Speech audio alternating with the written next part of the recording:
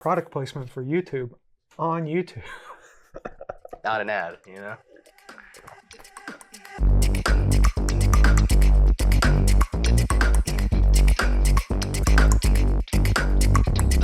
So YouTube Premium it is, huh? No, I'm not on YouTube. YouTube TV? I'm buying the ads. I'm the ads. I'm like, yeah, I think I do need Mint Mobile.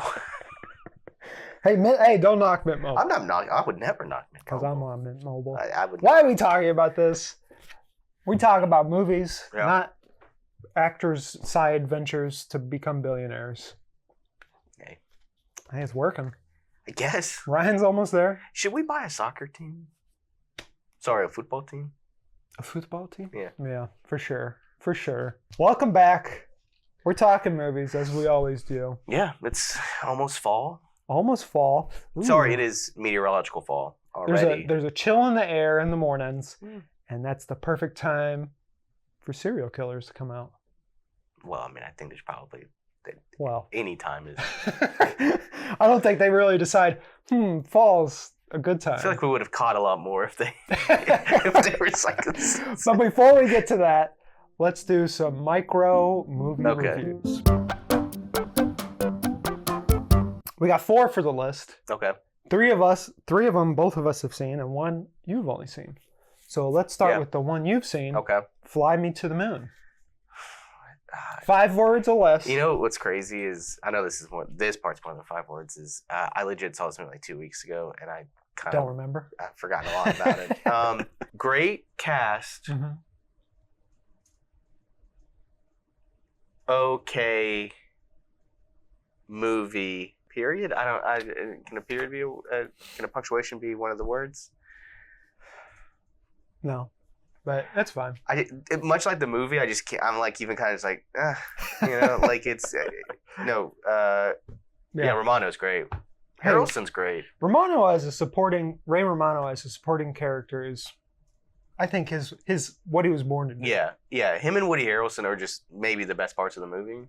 Woody Harrelson's in it? Yeah. Oh, and he's like one of those like not a secret agent, but like a real like G-man for Nixon. Also written by Dan Gilroy and Rene Russo's daughter. Interesting. Yeah. So Wow. Good for her. It's fine. Dan's cashing that check, you know. He's got to until he makes Andor again. Yeah. All right. Let's go to Alien Romulus.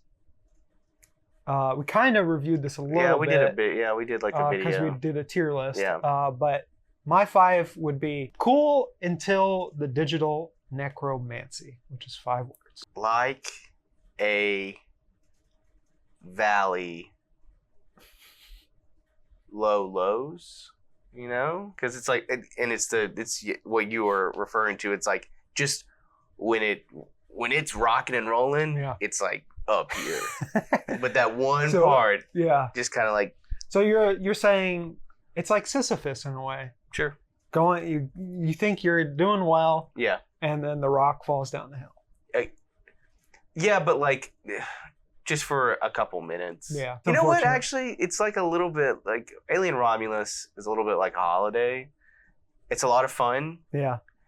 but sometimes there's like a There's a cousin weird- or an uncle that you just don't want to You're hang just out like- with. you're like, and you're like, but they just keep And showing they said up. something a little weird, and you're just like, Yeah. nah, I don't like And that. you're like, hopefully we don't see him again. And then like, boom, there they are. All right, Beetlejuice. Mhm. Don't listen to the haters. There you know? go. There you go. Yeah, you know what? We'll just stick with that. Yeah. Fun time. It's fun. It's just fun. Yeah. Just fun is mine. And then finally, we got Rebel Ridge, which we also kind of reviewed a little bit. But I'm going to say, Jack Reacher, you got competition. Oh yeah, you're way better than this than I. I would say, Agonizing Crunch, very cool, dude. Dude, yeah. I knew you were going to go with dude. Yeah. Yeah, it's just cool. It is cool. Yeah. That's the theme for September and a couple of movies in August. Just cool movies. Just a time, Yeah. a vibe. I like the post-summer movie blockbuster time mostly because it's like movies that aren't going to be super successful, Yeah. but are also kind of fun to watch. So you're not missing. You won't be sad if you missed it in movie theaters. But once it's on streaming, you're like, oh yeah. Also, you think like, would people be talking about Rebel Ridge like they are if it was just dropped in the summertime? Yeah. Or even like during Oscar season.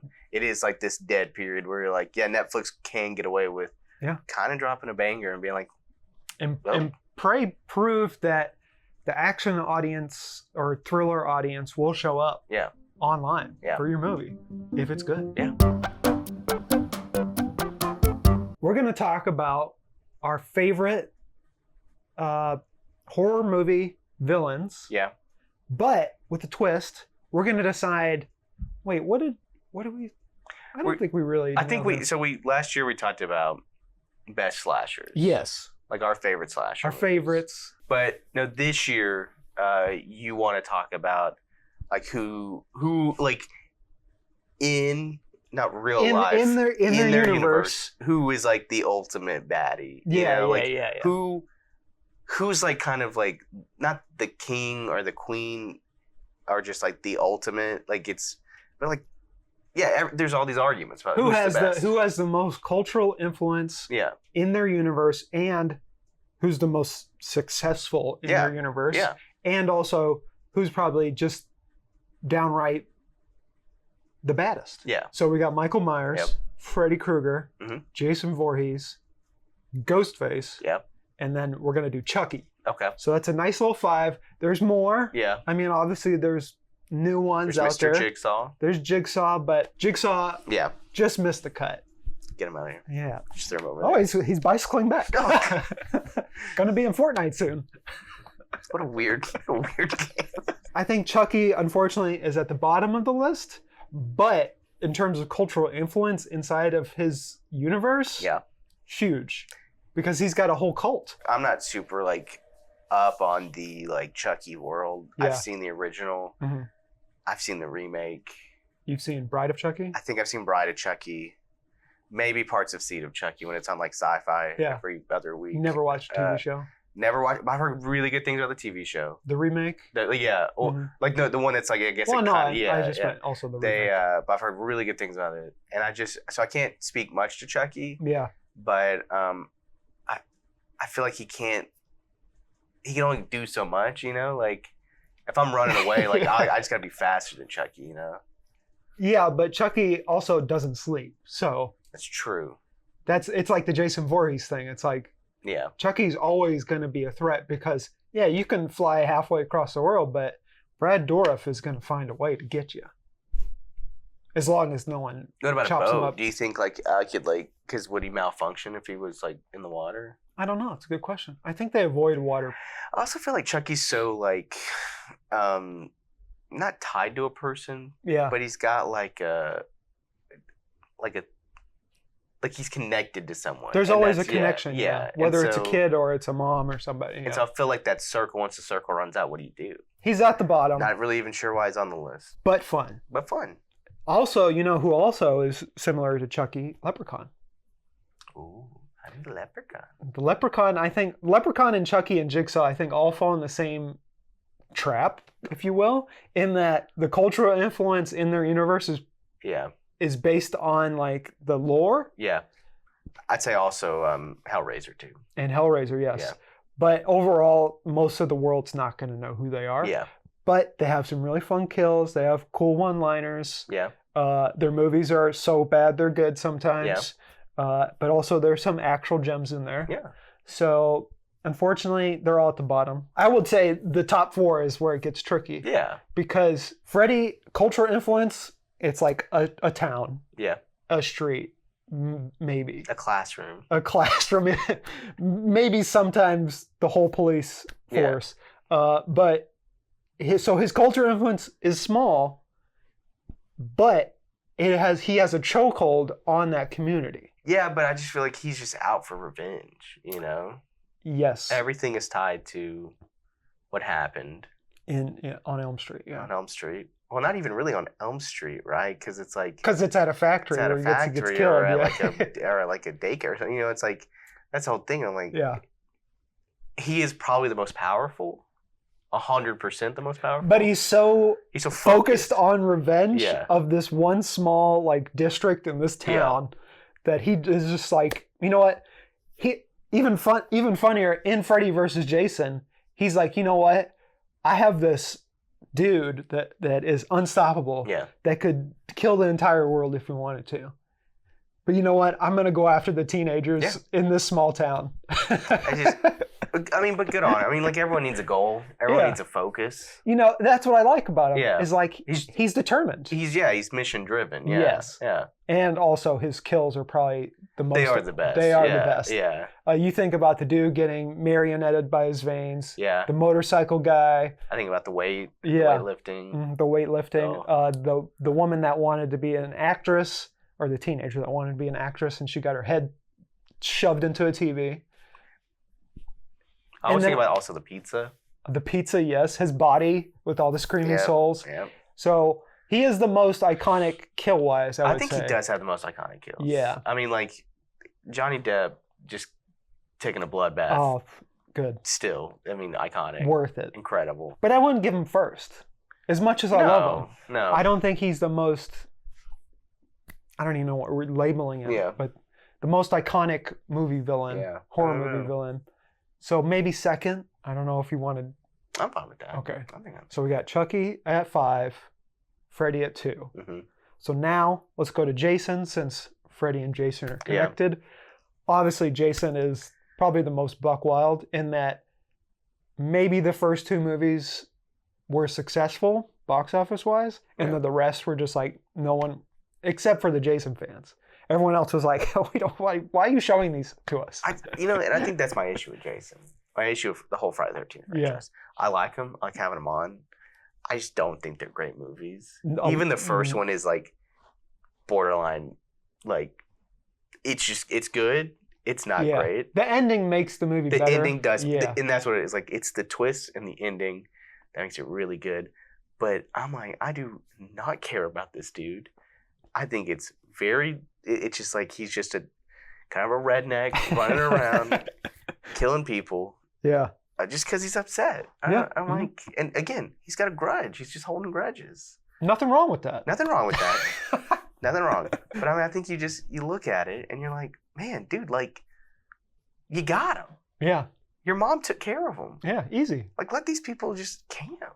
And same with Freddy, is he's so focused on this one small specific area until he goes to space. Well, yeah. Well, that's the final frontier. I've never fully understood the love of, like, Jason.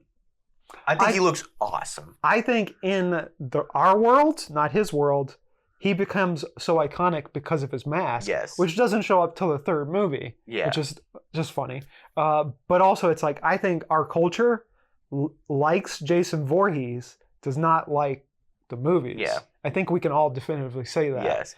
And it's tied to that Friday the 13th kind of spookiness. Yeah. But at the end of the day, we all know what Friday the 13th is, and it's just a ripoff of another franchise. Yeah. Yeah. Yeah. Which we'll talk about. Yeah. I think I'm just also kind of upset that, like, you tell me that Jason takes Manhattan, but like the first third to like half of the movie is on a boat. Yeah. And he doesn't really take Manhattan. He just sort of exists there. Let him like King Kong all over Manhattan is what I'm saying. That Make him big. Fun. Yeah. Big him up. I think Jason has the most potential, but fails to live up to that potential. Yeah. So I think we put him at 4. Yeah. Yeah. So now let's get to the man that inspired Jason Voorhees. Yeah. Michael Myers. Michael Myers, The Halloween series also has not a lot of great movies. Yeah. These ones are just more fun to watch. Yeah. Because except for the new ones. Maybe the first one is fun to watch. Yeah. And then the second... No, I'm not saying all of them. I'm not referring to like Rob Zombie. I don't really care. But, you know, like, they're just fun. You know?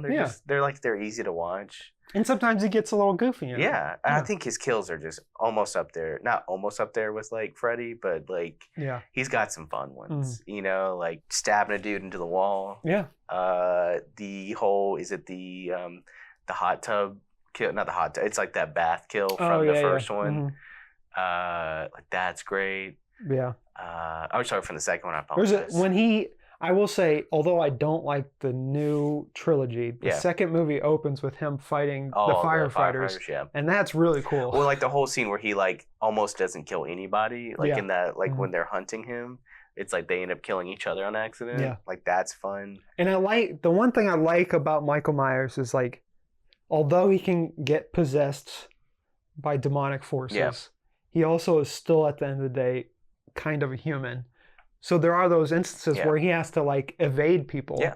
And a lot of that, Jason and Freddy, once they're like in his area, they're usually owned by the people he's trying to kill. Like Freddy, once he's out of the dream world, he's a coward. Yeah. So Michael Myers, at least he's like, he's at least intelligent. Yeah.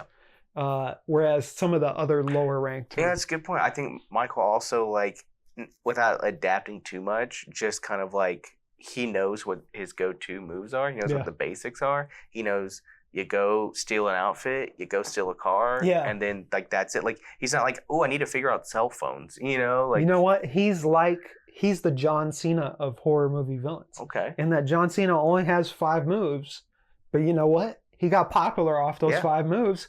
And he kept doing them. They're cool. And no one, I mean, there's people got mad at him for a little bit. Yeah. Wrestling fans did. But overall, it's like they respect him. Yeah. They love him. They understand the cultural influence he has. Got a banger soundtrack. Yeah, that's true. 1 and 3 are left. I just feel like it would be blasphemous if we didn't put him 1. Yeah. You got to give him a couple points for starting it all. Mm-hmm. You got to get, it's probably the best made movie. At least the first one. Yes. It's the best made movie out of all these. All of these, yeah. And, just so he deserves that top spot. And he's always going to be that top spot to me. Like I love him. It's like Citizen Kane, you have to admit at the end of the day, invented a lot of what modern cinema is based on. So, yeah, he's number 1. Number 1, which actually leaves number 3. Which I think people are gonna. I think it's gonna upset a lot of people. Yeah, well, I think Ghostface. The only drawback to Ghostface is that it's always someone new every time. But I think that. But it's also a benefit. Yeah. So I think it spreads. Michael is only Michael. Yeah. And Freddy's only Freddy. Ghostface has the biggest cultural influence. Ghostface, anyone can be Ghostface. Yeah. Mm-hmm. And it's like that is the real terrifying part. And Ghostface isn't gonna like walk up to you and be like, oh no, he's coming, or stalk you. Like it's gonna be like, I'm killing you. Like, and it becomes a media sensation. Yeah. And it like those killers also like are trying to say something, but then like the movies are trying to like say the opposite of that. But the same issue with Freddy is they're all focused on this one specific thing. Yes, it is. They're all tied to like either Sydney or in the other ones like the Carpenter sisters. Yeah, I think they're last name's Carpenter. Yeah, and but so it's. Yeah, it's not the like, the one that everyone wants. No. Because I guess, but it's like he's still iconic. But the first one, Wes Craven, I mean, obviously he perfected sort of the meta commentary with the New Nightmare, and then he was like, what if I made the meta-ness of this Freddy movie into a comedy? Yeah. And it works so great. Well, even too, I think it works. It's like it's a murder mystery, and it's just like they play as like 2 different things. Where like Halloween, you watch like it's a pure like this guy's chasing someone and I'm scared.